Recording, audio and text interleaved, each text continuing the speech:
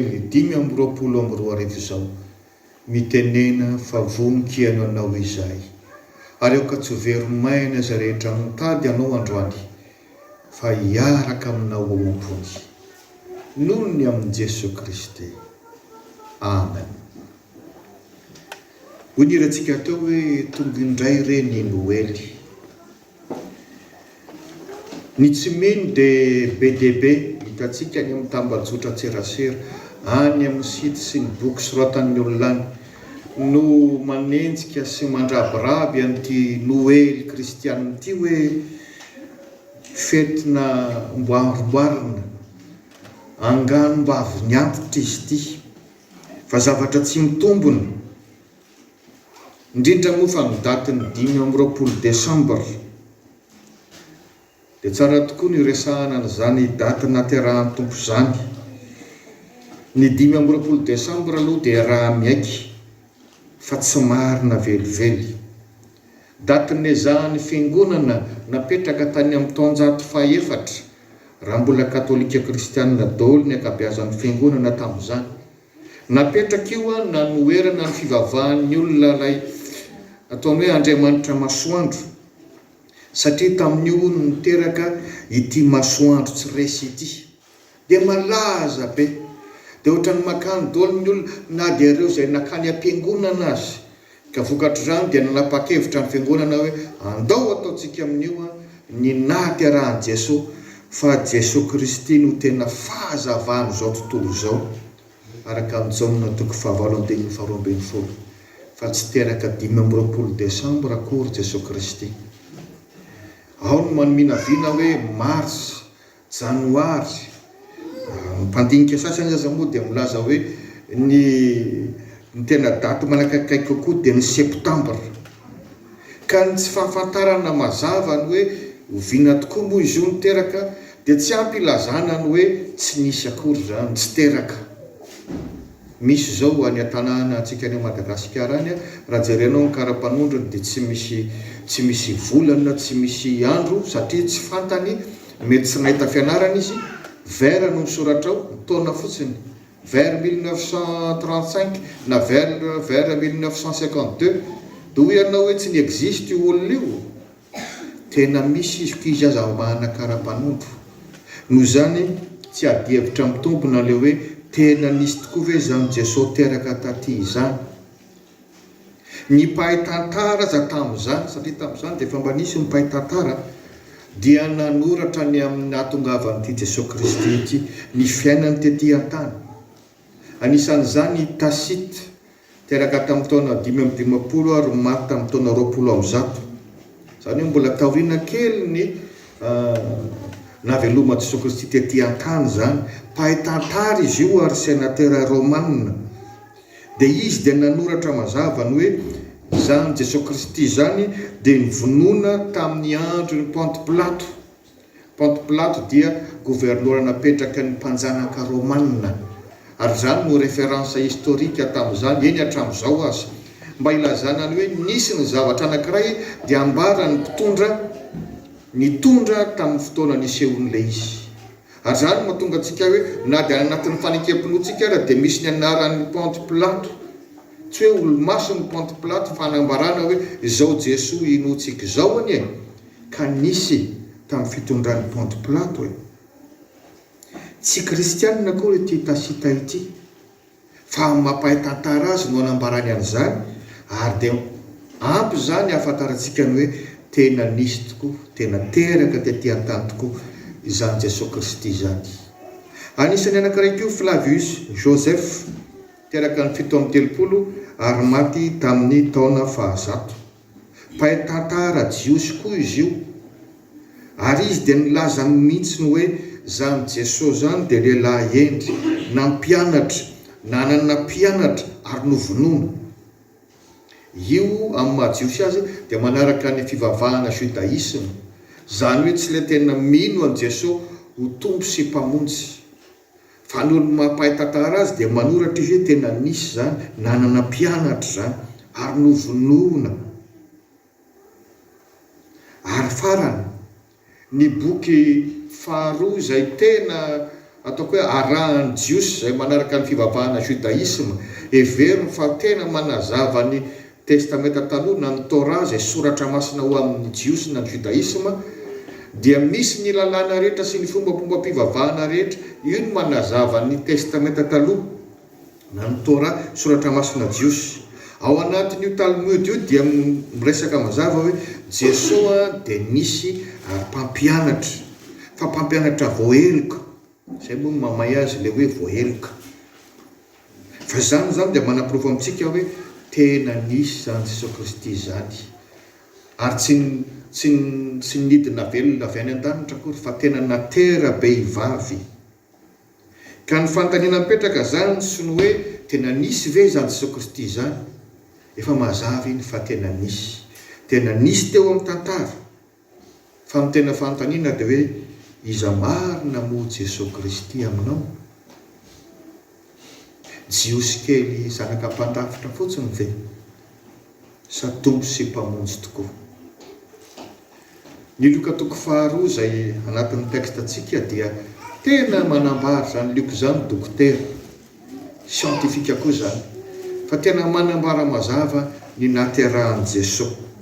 Hoy izy eo amin'ny 1:1 ary tamin'izany andro zany dia nisy didina avoakany Auguste Kaisara zay le fomba hita ihany ma siantifika azy apetrahany tsara misy le référence hoe nisy zany Auguste César zany zay nanao recensement dia amin'ny 14 izy milazany hoe ny ray aman-dren'i Jesosy ranofo dia nanenjika an'io recensement io zao ny voalaza 14 ary Josefa koa niakatra avy tany Galilea dia avy tao an-tanànan'i Davida zay atao hoe Betlehema mba ho soratana izy sy Maria fofombadiny zay efa bevoka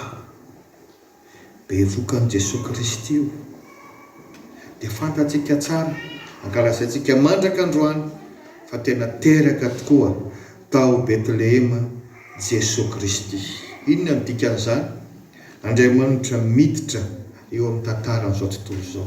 Andriamanitra manapaka ny tantaran'izao tontolo izao fa amin'ny fotoana haterahany Jesosy Kristy dia mizara roa fotoana eto amin'izao tontolo izao. Sa tsy zany? Ny talohany naterahany ahoana ny fiantso azy?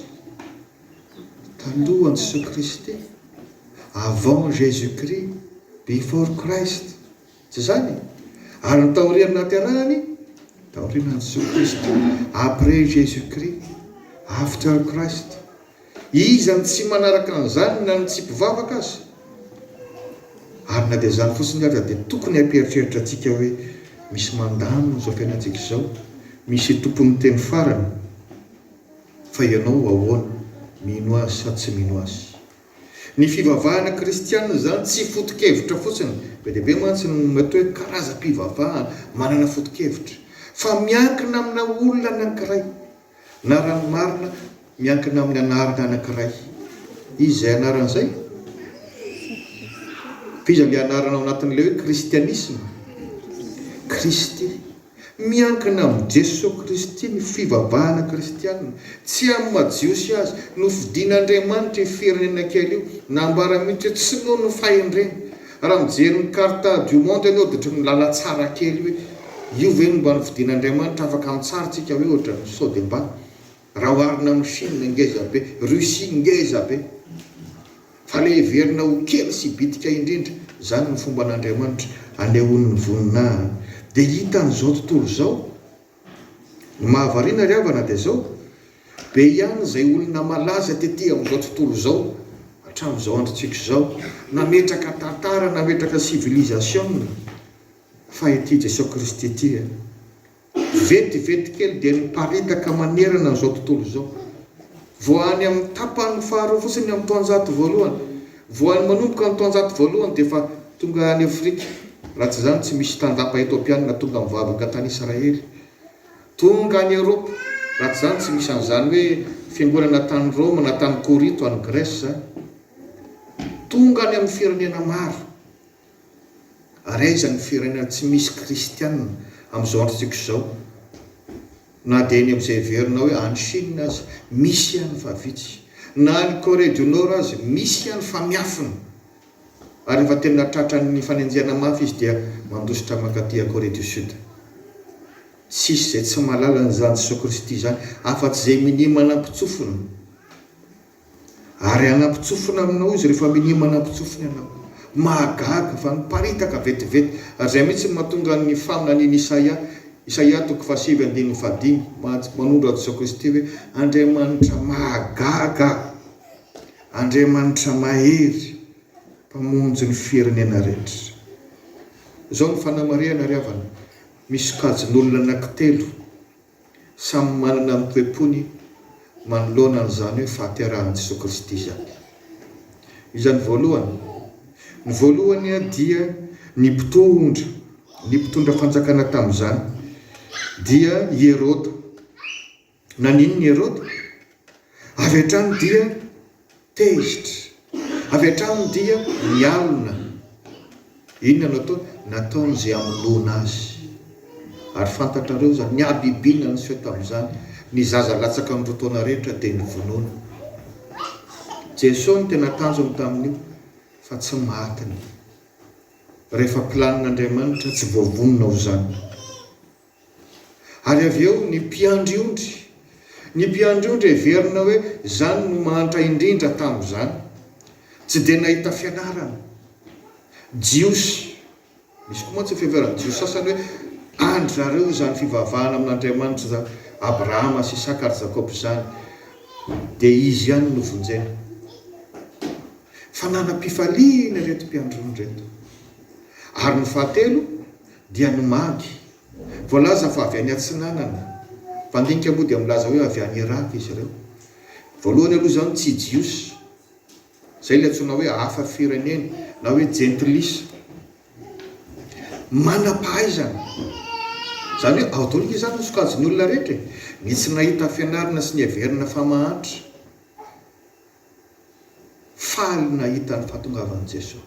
Ny manam-pahaizana ka manaiky fa na ny fahaizana azy ananany ary dia afaka mitondra azy makany amin'i Jesosy. Karazana astrologie izany nahitan'ny magy an Jesosy zany. Mbola mifanalavitra be zany Iraka makany Israely zany. Fa tonga niondrika teo. Ka izy amintsika no mbola ilaza hoe zay mbola tsy naino an'izany Jesosy Kristy zany, tsy mahakasika ny fiainanay zany.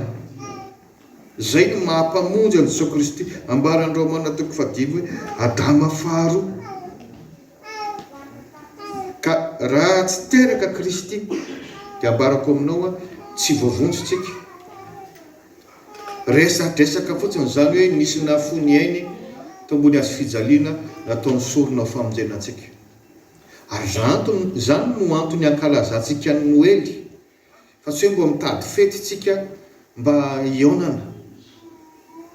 Fa raha tsy misy ny Noely dia tokony tsy misy ny Pasika. Ary raha tsy misy ny Pasika sy ny fitsanganan'i Jesosy tamin'ny maty dia tokony tsy misy ny Pentekosta.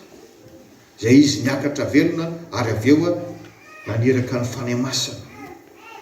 Ka ho iaho hoe toe-po anankitelo zany tompoko no hitantsika eto. Dia ny toe-pon'ny Herôda mialina, tezitra, mahita zavatra hafa tao. Mampanontany tena hoe sao dia mba ianao zany. Tsy miteraka fifaliana ho anao ny fahaterahan'ny Tompo. Ny fiainanao ihany ny fiainanao, ny ataonao ihany no ataonao. Manenjika an'izany mpivavaka zany aza ny fifaliana ho anao. Ny faharoa no magy. Ny fivavahana kristianina tompoko tsy mba mampirisika antsika ny hoe ho badobado zany. Tena ara-tsoratra masina mihitsy zany hoe ianao miezaka amin'ny fianarana, miezaka amin'ny fiainana, ho lohany fa tsy rambony. Tahaka an'izany reto magy reto. Fa nahazoany diplôma zany mantsy ny fakapanahy matetika rehefa mba hoe lasa tia ampitan-dranomasina. Misy mateny an'izany inge rehefa ny an-tanindrazana indray zany mivavaka zany pastera, tady vola aloha zao no ale aty. Inona ny vola ho hitanao rehefa tsy avelan'Andriamanitra hitempontsony ny fonao anatin'ny 2 minitra monja. Ianao matory tsy mahatsiaro tena. Inona ny fifaliana ho hitanao raha ianao esorin'Andriamanitra aminao ny fiarovana tokony ho anao, dia afaka ataon'ny Satana remby ianao. Tsy ho zakanao zany fahaza-maniry an'izany. Zay le izy. Ary ny fahatelo ho iaho hoe ny mpiandriondry. Rehefa nahianao an'izany tena feno fifaliana. Dia voalaza eto amin'ny Tiloko toko 2 ty andiny favaloko hatramin'ny faefatra ambin'ny folo raha mamaky azy tsara ianao fa dia miombona fiderana amin'ny anjely mankalaza n'Andriamanitra satria nisy anjely nanotrona teo tamin'izany fahaterahan'i Jesosy zany. Mipetraka aminao ny fanontaniana, mipetraka amiko ny fanontaniana. Ary ianao mba ahoana? Mbola anao tsy dipahatra ihany ve? Ka rehefa Paska sy Noely vao feno ny trano fiangonana. Fantatro ny Tompo fifandraisam-pitiavana. Ianao zao raha manana olo-tiana, satrinao iona amin'ny isan'andro. Sa tsy zany? Tsy maninona mahatsara zany. Fa lasa sampy raha misy olona na zavatra tiatsika mihoatra no Andriamanitra. Zay le hoe voaozona izay matoky omby. Tsara mity vady, mity zanaka, manana passion amina zavatra anankiray rehefa tsy zavatra ratsy.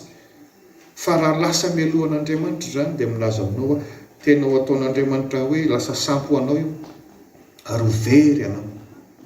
Fa rehefa ao amin'Andriamanitra ny voalohany, izy mihitsy ny mandamina ny fiainanao.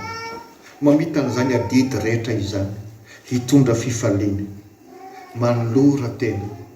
Aza miavonavina intsony, aoka ianao mba hiteny tsotra an'io, Jeso Tompo, za koa mila anao, vonjeo aho. Amen.